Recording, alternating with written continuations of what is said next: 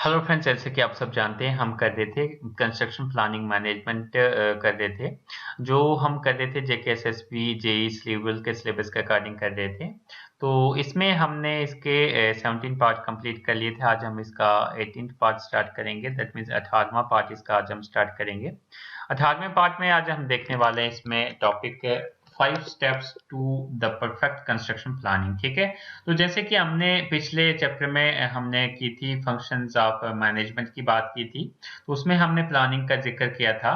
तो यहाँ पे हम इसके 5 स्टेप पढ़ेंगे परफेक्ट कंस्ट्रक्शन प्लानिंग के। ठीक है, 5 steps for the perfect construction planning. तो ये भी एक इम्पोर्टेंट क्वेश्चन है, काफी सारे एग्जाम में इससे क्वेश्चन आ जाते हैं, तो आप इसको देख सकते हैं। फर्स्ट हमारे पास स्टेप है इसमें क्रिएट द प्रोजेक्ट। ठीक है, प्लानिंग में प्लान हम कैसे करते हैं 5 स्टेप्स में।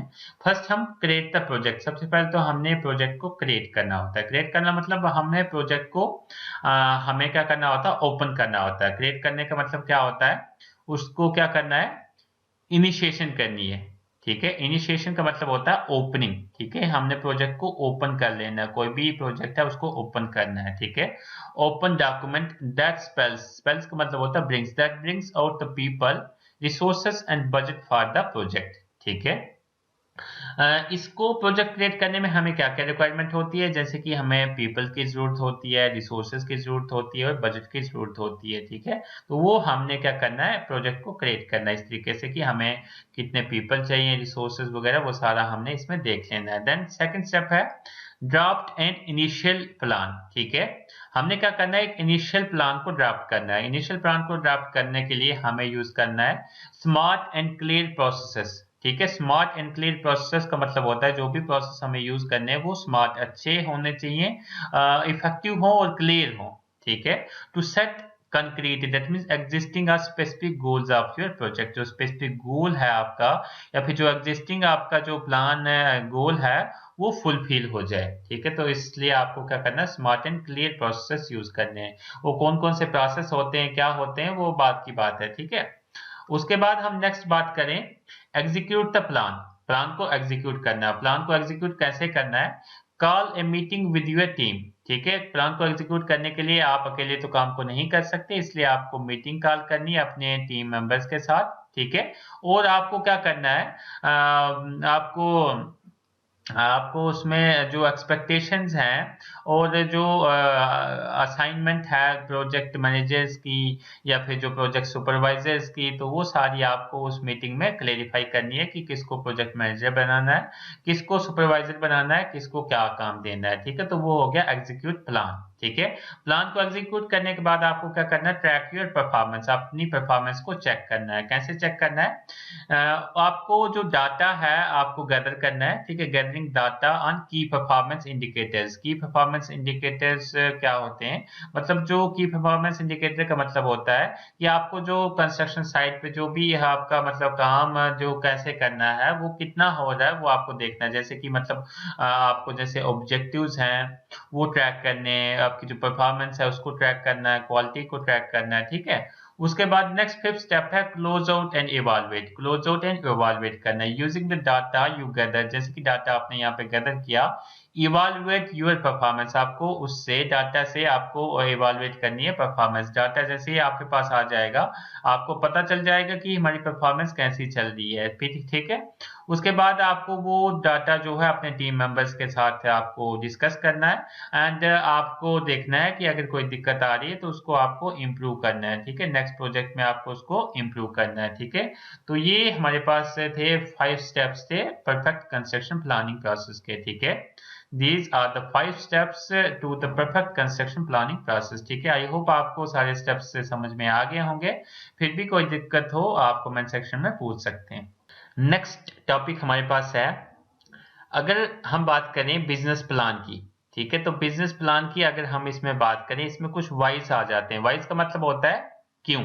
ठीक है, मतलब हम बात करें बिजनेस प्लान की तो हम क्यों प्लानिंग करते हैं, क्यों हम प्रोजेक्ट को कर रहे हैं, तो वो कुछ वाइज हैं प्रोजेक्ट में हम जो यूज करते हैं। ठीक है, उसमें हमारे पास कुछ क्वेश्चंस इसके बन जाते हैं। जैसे कि फर्स्ट हमारे पास है बिजनेस बेनिफिट्स। ठीक है, वाई ठीक है, क्यों हम प्रोजेक्ट को कर रहे हैं, बिजनेस बेनिफिट्स के लिए।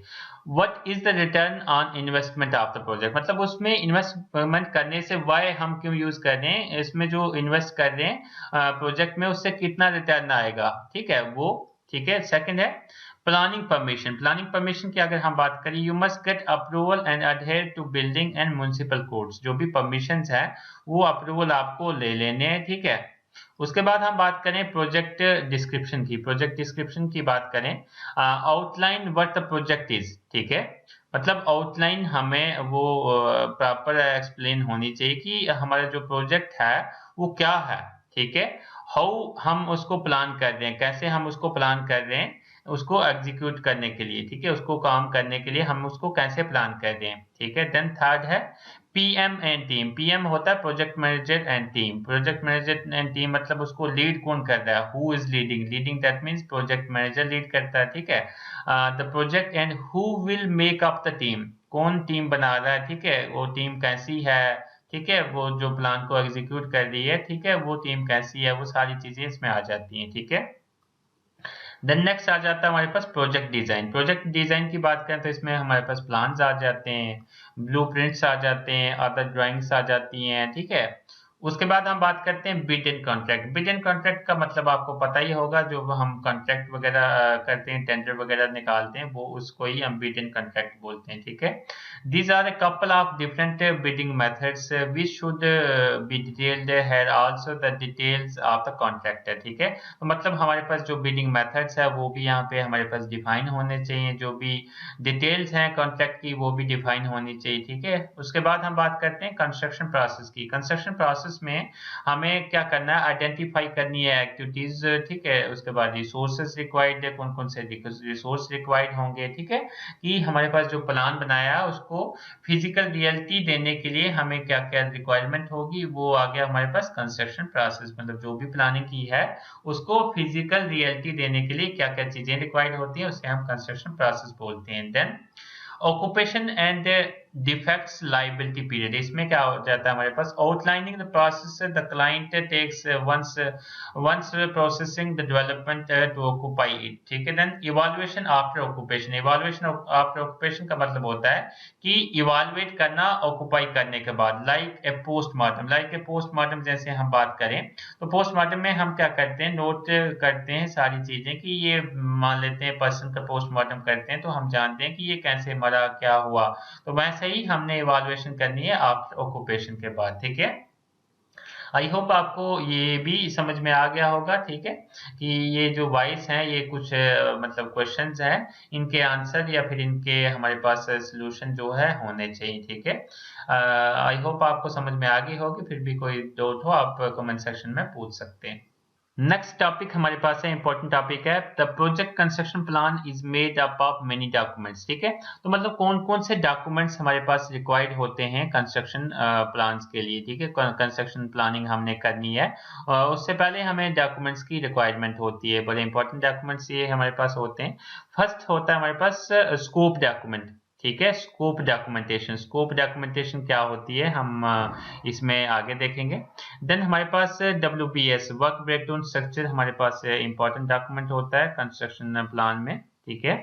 तीसरा हमारे पास हम बात करें, हमारे पास होता है कम्युनिकेशन प्लान, हमारे पास होता है, वो भी इंपॉर्टेंट डॉक्यूमेंट होता है हमारे पास, इंपॉर्टेंट, ठीक है, कंस्ट्रक्शन प्लान के लिए। देन रिस्क मैनेजमेंट प्लान, ये भी बहुत ही इंपॉर्टेंट डॉक्यूमेंट हमारे पास होता है, ठीक है।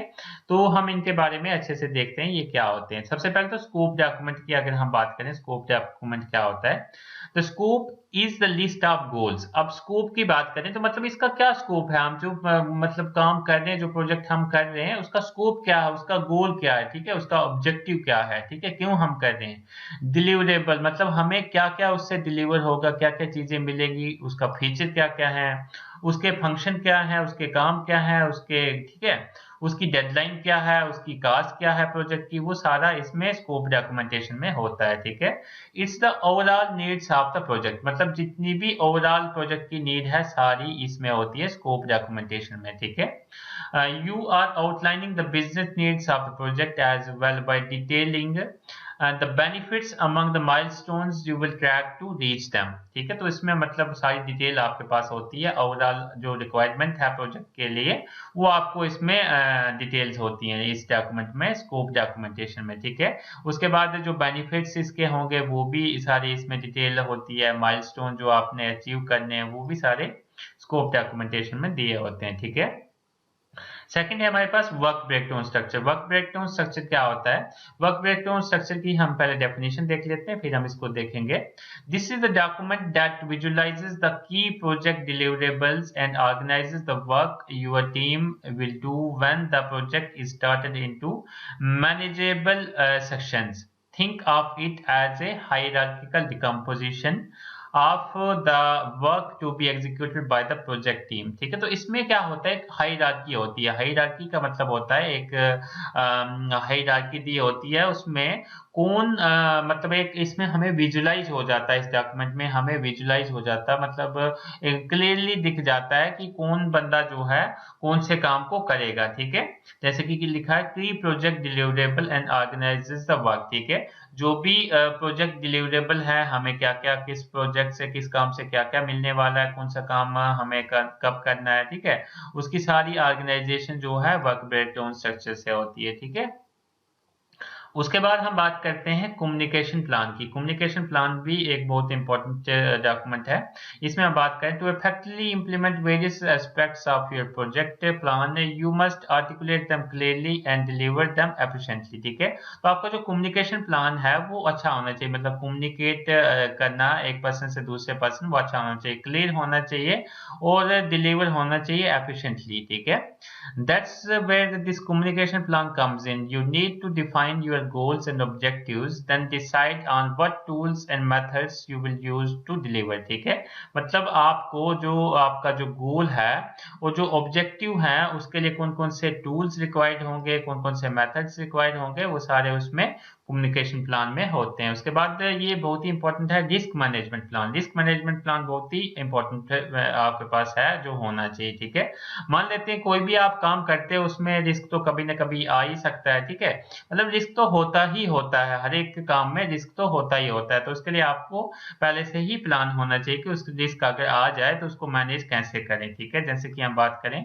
इसमें ऑल प्रोजेक्ट्स हैव रिस्क, जितने भी प्रोजेक्ट्स हैं उसमें रिस्क होते हैं, but the construction projects have risk on different levels. ठीक है, लेकिन कंस्ट्रक्शन प्रोजेक्ट में बहुत ही डिफरेंट डिफरेंट लेवल पे हमारे पास रिस्क होते हैं। ठीक है, वो कौन कौन से रिस्क है उसको हम अभी नहीं देखेंगे, आपको पता ही होगा कि कौन कौन से रिस्क हैं। ठीक है, तो हमें सेफ्टी के लिए जो रिस्क है उसके लिए हमें प्रोवाइड करना होता है सेफ्टी मैनेजमेंट। ठीक है, which will include thorough assessment of what might go wrong. ठीक है, तो ये जो सेफ्टी मैनेजमेंट है इसमें हमारे पास क्या क्या आ जाता है कि फ्यूचर में हमारे पास क्या क्या गलत होने वाला है, क्या क्या गलत हो सकता है। ठीक है, उसको हम कैसे ठीक करें, तो वो सारा इसमें रिस्क मैनेजमेंट में आ जाता है। ठीक है, but the risk are not only physical and life threatening, they also include the time and cost estimate. ठीक है, तो रिस्क में खाली हमारे पास फिजिकल रिस्क नहीं होता, फिजिकल मतलब कोई जैसे कि एक्सीडेंट हो गया, वो खाली वही रिस्क नहीं है, या फिर जिससे जान जाए वही रिस्क नहीं है। रिस्क में हमारे पास टाइम का भी रिस्क है, अगर ज्यादा टाइम लग गया तो वो भी रिस्क है। ठीक है,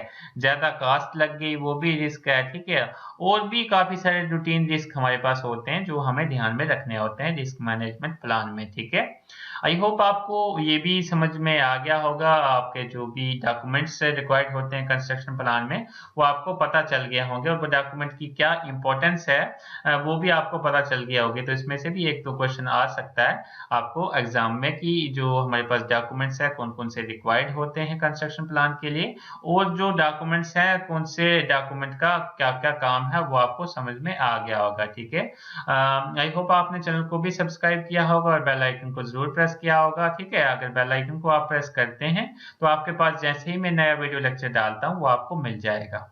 थैंक यू।